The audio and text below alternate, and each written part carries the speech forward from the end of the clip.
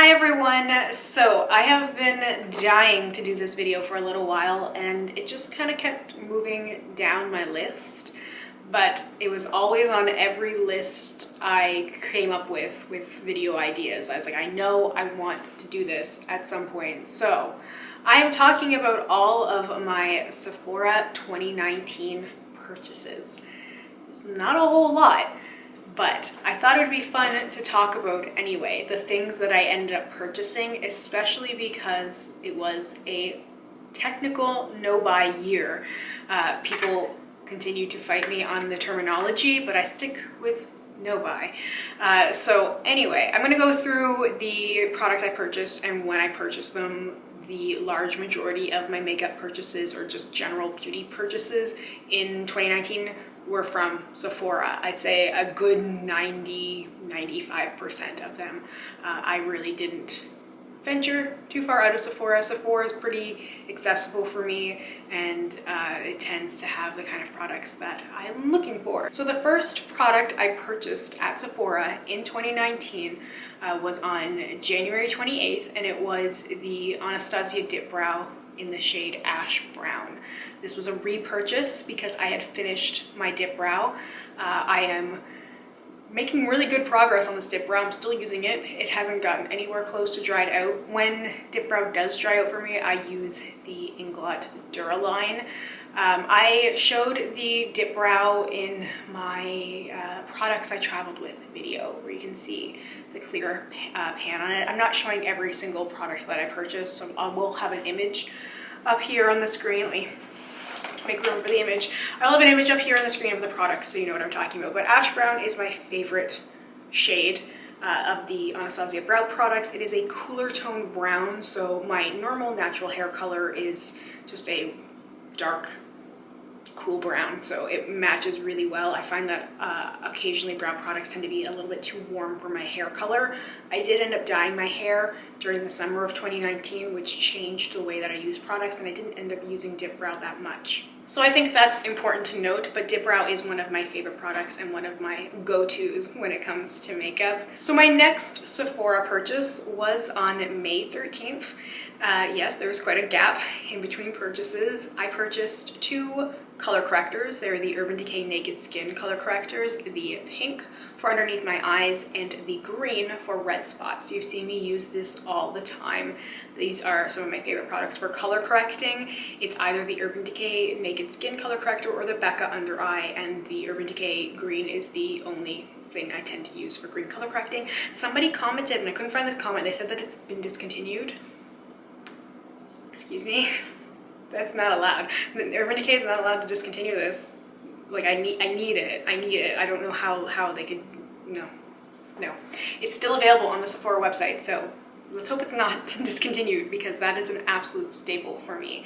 The green one, I believe I still have, and the pink one, I'm pretty sure I have since repurchased. I'm pretty sure that's here on this list twice because I do tend to go through that quite a bit because I use that instead of concealing underneath my eyes. So I prime my skin, put my color corrector on underneath, and then put foundation on top of it, and I don't put concealer underneath my eyes except for like really random special occasions and I'm trying to use a product up, or if I really want extra bright under eyes.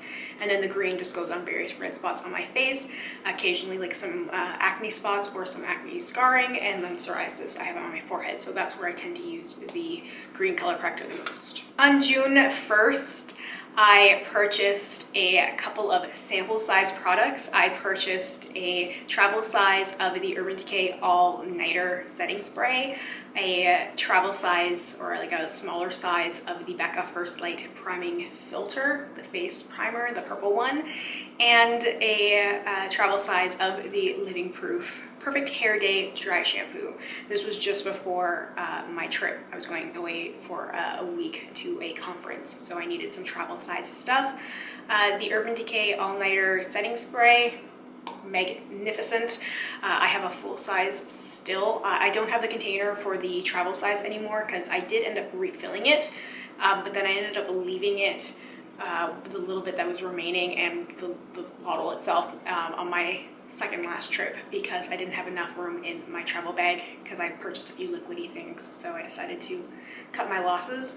the Becca First Light Priming Filter, this purple primer is one of my absolute favorite things. I miss it so much. It's one of the first things I would grab if I'm able to like purchase anything at Sephora. I miss it so much. It was just an absolute beautiful, illuminating face primer. It just really made my skin glow.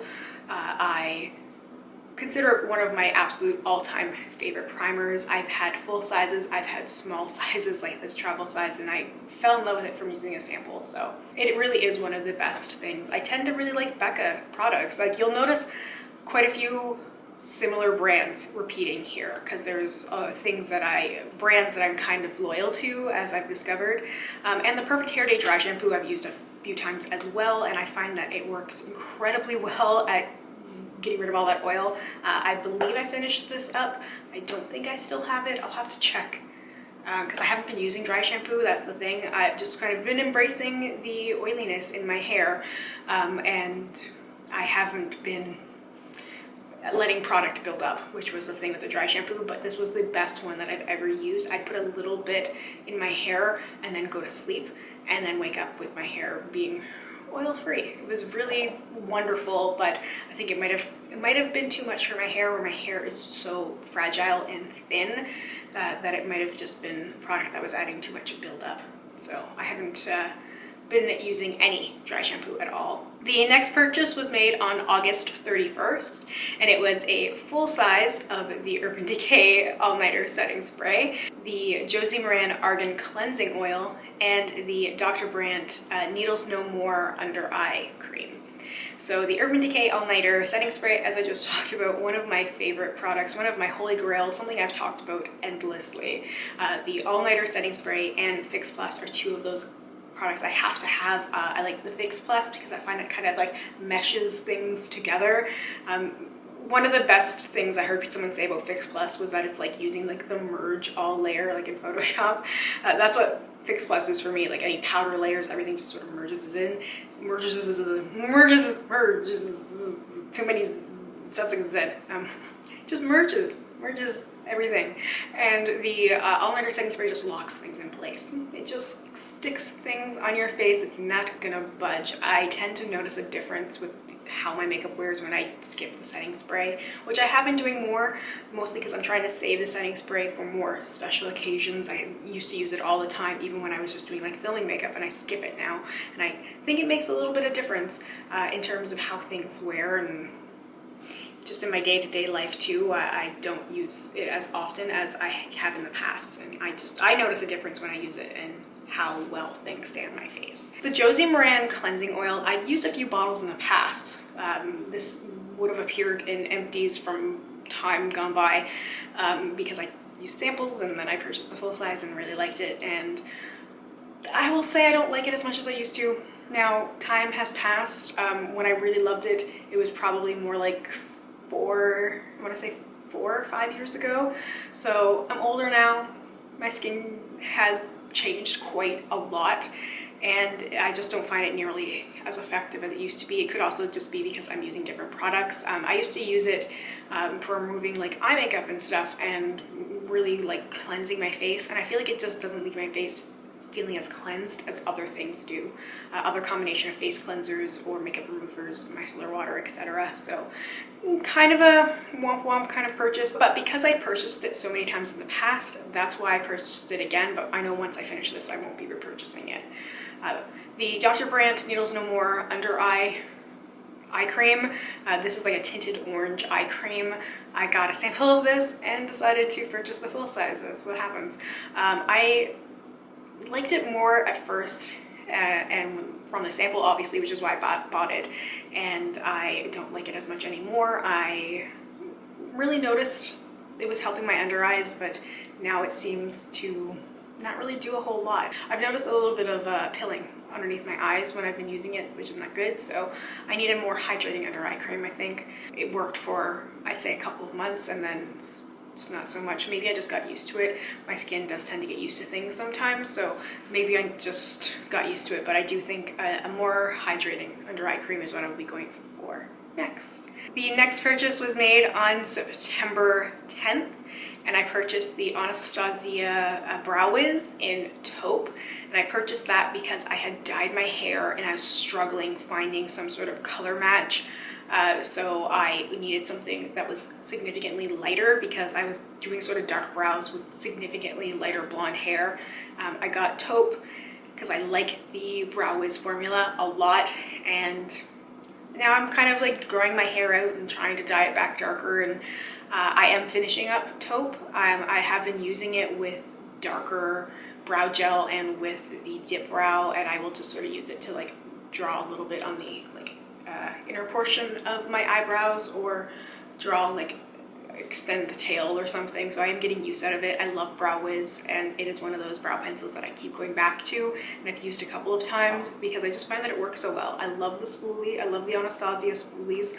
I find that it really works for my brow hair, and I just enjoy using it. I purchased a pair of very, very expensive Lily lashes. I purchased a pair of the Miami lashes. Now they're ridiculously expensive. They are gorgeous. It's so expensive, but I still have my pair. They're pretty well used at this point. I get many, many uses out of it. I wear my lashes way more than I possibly should. Probably should. I think they recommend about like 20 uses, and I probably double that. But in my defense, I also don't wear them very long, so I don't know if they mean like 20 uses and they're expecting people wearing it like all day. I tend to wear it for a couple of hours on average. Occasionally I will wear lashes for like special events or something, but generally I'm wearing it for filming or for taking photos and then taking them off. So I try and make them last as long as possible, especially because $39 is very expensive for a pair of lashes, but $39 for like 40 uses ends up being like $1 a use, and then it ends up being worth it, but the initial cost is kind of overwhelming. And then the Cinema Secrets brush cleaner. This is a very controversial thing for me to talk about because people are like, I can't believe you spend that much on brush cleaner, because it's $55 for 32 ounces. It's the only thing I like to use to clean my brushes. I'm sorry, I hate cleaning my brushes, and before I discovered the Cinema Secrets brush cleaner, I almost never cleaned my brushes. I hated it, and when I need to do like a deep clean and use something that's not the Cinema Secrets brush cleaner, I hate it. It takes forever. I mean hours and hours and hours of my life, and I find the Cinema Secrets so relaxing. I set up a little thing in front of the TV with a placemat and some, I have some weird sort of like foam things, and I have my paper towel, and I have my brushes, and I have my big jar with the brush, I put the brush cleaner in, and I sit down and I watch Gilmore Girls or whatever I'm feeling, and I clean my brushes, and it's very relaxing, and it doesn't take very long, and the brushes dry so quickly. I love the slight little vanilla-ish scent from the brush cleaner, and everything's been clean, and I'm just more motivated to actually clean them more because it's so easy. So for me, it's worth the money. I could buy a cheap brush cleaner and then never clean my brushes, or I can buy the expensive one and the big bottle lasts for quite some time, that it ends up being worth it for me. The next purchase was made on October 4th. This was during my trip in the US. So I was in a US Sephora. I purchased another pair of Lily lashes. This is the style Paris. This is Lily lashes for Sephora, not just Lily lashes, but I liked this sort of simpler, sort of wispy style. I've worn this quite a bit as well, and will continue to use it. I will get as many uses from these lashes as I can. I really hang on to the lashes way too long, as I said before, but what can I say? I get my money's worth out of them. And I purchased 2 Natasha Denona eyeshadow palettes at this time. I purchased the Metropolis palette, and I purchased the Mini Gold eyeshadow palette. So I know this will be controversial. On a no buy, and I bought 2 eyeshadow palettes. I mean, you could also say the eyelashes were kind of unnecessary as well, but I like wearing eyelashes for Instagram and for my YouTube videos, and I kind of factor it into sort of like hobby money if I have any money to spare, and at this time I did. My no buy wasn't as strict as it is now, in that I had those sort of like, well, I'm gonna wear this a lot, so I could kind of justify it. The Natasha Denona eyeshadow palettes were a splurge, a treat yourself. I had built in a couple of little exceptions for purchases that I was gonna make, and those were my exceptions. The giant $170 Metropolis palette and the mini gold palette. I love the Metropolis palette, but I have not used it that much lately, I'll be honest. I've been using other things. I've been doing other sort of eyeshadow projects and such, and it's a large palette, so it's not something that I'm just like taking around with me, unlike the mini gold palette, which is one of my favorite palettes of all time. Yes, it's 5 shadows. It's one of my absolute favorite things. Greens and golds. That's it. That's my favorite stuff. Whenever anybody asks like my favorite shadows to use, it's always green and gold. Like, I love other things as well, but that's just my favorite thing. And I love this formula so much, and I just use it all the time, and I get such enjoyment out of it. I don't regret it at all. I might regret the Metropolis palette a little bit just because I haven't been using it as much, but I feel like I will get into it again, especially because it's such a fall color scheme for me. Although I've been looking at more posts on the Natasha Denona Instagram page, and I want to dig it out again, so I will soon. But the mini gold palette, I have zero regrets. It's so perfect. One of my favorite things. And then I purchased the Fenty Pro Filter Hydrating Longwear Foundation as well. I needed I didn't bring a foundation with me on this trip, by the way. I was planning on buying a foundation because I needed something that was more luminous and light. I have a matte foundation, 2 actually, one that's very wrong color shade for me, and another sort of lighter coverage foundation that I think is expired and probably needs to go. And I can't remember what I had at this point, but I think I might have had one other one as well. I've gone through a lot of foundations. I have very few at this point in my life, which is a good thing. I hated this foundation at first. Okay, hate's a strong word. I loved it when I first swatched it and when I first applied it. I got the shade 170, which is a hint too dark for me right now because it's definitely a summer shade. When I picked this up, I still had a little bit of my summer color and stuff left.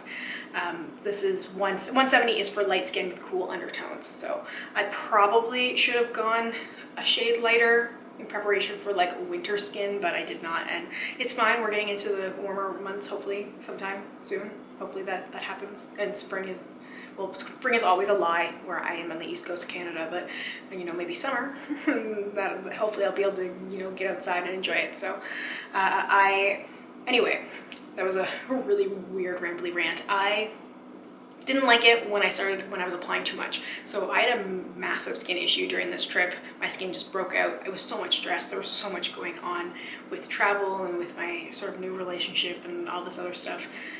Family stuff. Everything was just sort of piling on, and it piled on my face, and so I was putting more product on my face than I had before, and the amount of product was not good. Like, I remember when I came back from my trip, I just like loaded my face full of this foundation, and I gave my boyfriend a hug and like a streak of foundation on a shirt because I put so much of it on. It transfers a lot. Now, it is a hydrating foundation. It's going to transfer and move a little bit, but I put way too much on, so I started to use less of it, especially as my skin cleared up and everything else. I just was using less, and I liked it so much more. And just with that foundation, I feel like less is more, and as long as I'm using a light hand and I'm going very light coverage with it and not trying to build up to like a medium coverage, it's fine. And the longevity of it is fine as well. More notably, when I do use a pretty strong primer as well as the setting spray combo, that really helps keep things there, especially because I have a tendency to touch my face. So don't touch your face. But that is a thing that I do. So the longevity with those sort of lighter foundations isn't always great, but lighter coverage, like a little amount of product. What is that, the Mariah Leonard thing? Minimum product, maximum blending. That's really true for that foundation. So I don't know if I'll necessarily repurchase it once I finish it. I don't think I am in love with it, but it is a really good foundation. The next purchase was made on November 2nd, and I purchased another Cinema Secrets brush cleaner. This must have been a sale. Probably a sale, because I tend to pick one up if it's in stock when there's a sale. I also picked up another Urban Decay Naked Skin color corrector. I knew it was on here twice. I also picked up the Smashbox Photo Finish Primer Oil and the Becca Under Eye Corrector. Yes, 2 pink under eye correctors at the same time. The Becca Under Eye Corrector I like using differently than the Urban Decay. This is my Becca one. It just happened to be sitting right in front of me very conveniently. So I really like this under eye corrector a lot, but it's thicker than the Urban Decay, because obviously we have more of a cream and we have the liquid. So when I go lighter coverage foundation, lighter everything, I like the Urban Decay. And then when I want something a little bit heavy duty, I go with the Becca.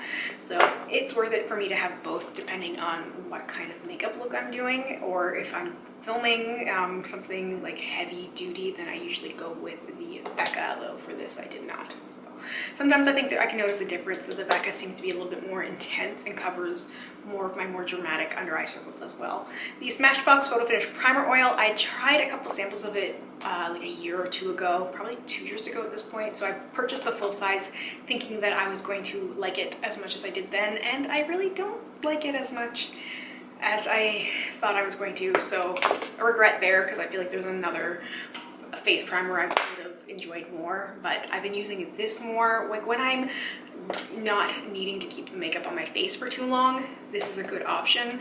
I have used this on its own just for like day to day, like going to work, and the longevity is non-existent. So like pairing this with the Fenty foundation is beautiful. It looks gorgeous and luminous, and everyone, like whenever I wear it on camera, people are like, wow, your skin is so glowy, what is your secret? It's like, it's face oil, but also it's not gonna last more than like 2 hours before it's, you know, wiping away, and it's not good. So, and the other products, the Urban Decay Color Corrector and the Cinema Secrets Brush Cleaner, I already talked about. So that's pretty standard purchases for me, really. And the last purchase I made in 2019 was made on December 5th.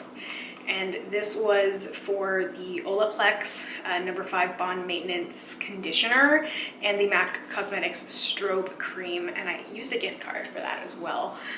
Some of these purchases I did use like gift cards if that was an availability to me. The Olaplex conditioner, I still have a little bit left. I like it. I think that whenever my hair is kind of knotted and just behaving sort of badly, that gets rid of like all the tangles instantly. That's the best part about it. I can't say it's really improved my hair, but maybe it has. This isn't my real hair. This part is. This part is my real hair. This is a wig, but it's been fun to kind of play with it that way, and I feel a little bit more confident in styling things that way, because I feel like my hair's a little bit stronger, so maybe that has something to do with it, but it could also just be like the lack of extra product that I'm putting in my hair, like dry shampoo and stuff like that. So that's a possibility as well. I won't say that I'm sold on it and that it would be an immediate repurchase at this point. I think it's one of those products that I have to finish, and then when it's gone, I'll see if I miss it. So it's a little too soon to say with that one. And then the MAC Cosmetics Strobe Cream was a repurchase, and something that I kind of freaked out about. I wasn't expecting to really freak out about it, but it's a product that I've finished a few times over, full sizes and sample sizes, and I finished it and I was like, oh my god, what am I gonna do? I love this. I love the way this makes my skin look. It's one of the only things that really makes my skin glow. It's like a glorified moisturizer, but I would only really use it when I put makeup on top of it, and it just is that glow from within. There's something so radiant and luminous about it that's not glittery or shimmery, and I haven't been able to get that look from anything else. So I just sort of kind of panicked and was like, I need it, and then ended up using it and buying it. And I use it constantly, and I don't regret purchasing it. It's one of those things that I wish I could constantly have in my collection. It may not always be possible for me to do so. If I have to make some cuts, something like that would be cut over like a color corrector, which is a little bit more necessary for me for like everyday basic staples. But as long as it's possible for me to do so, I want the strobe cream, just because I haven't been able to find a single sort of moisturizing base product that works like that on my skin. And it is the base of my skin today, but I don't know if you can really tell difference, because what are you comparing it to? That's also the thing. But one of my absolute favorite products. So I think it's interesting, not a lot of color cosmetics there. Really, the 2 eyeshadow palettes. The makeup was color correctors, a foundation, brow products, setting spray, and a lot of like skincare weird sort of stuff. But a lot of brand loyalty there with ABH, with Urban Decay, with Becca. A lot of brands I just continuously go back to. So I'm not really surprised by that, but it's also nice to kind of see it reflected there. So hopefully this was interesting. These are the products. I have talked about these in my various like no buy updates and everything. So I think Everything sort of makes sense. My 2019 purchases have been quite different in comparison. Or my 2020 purchases have been quite different in comparison. I don't have any Sephora purchases to date. And when I spent like $10 this month, March, because I bought mascara and a pair of lashes. Big difference buying $4 pair of lashes over $40 pair of lashes, I will say that. But anyway, thank you so much for watching. Let me know if you have any questions, comments, or concerns, or if you'd like to hear any more about any of these products. Let me know what some of the things were that you purchased in 2019. Do you regret anything? Are you happy with your purchases? I would love to hear from you. Thank you so much for watching. I hope you have a wonderful day or night wherever you are, and I hope we get a chance to chat soon. Bye for now.